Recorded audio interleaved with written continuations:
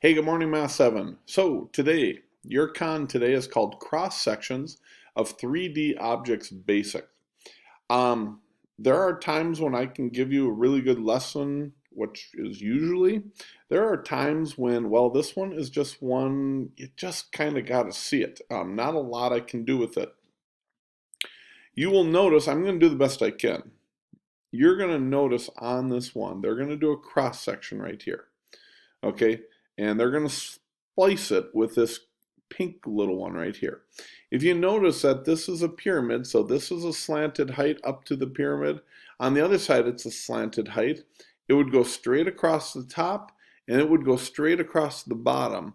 So with that being said, it would be this one. I want you to look at this until you can totally see that. So pause the video until you know you can see where that came from.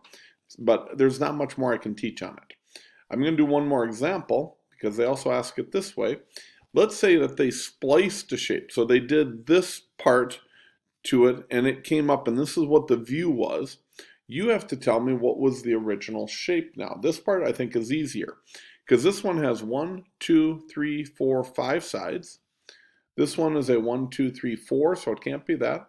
1, 2, 3, it can't be that. This one a little harder to see, but 1, 2, 3, 4, 5, 6. Well, that's too many. How about this one? 1, 2, 3, 4, 5.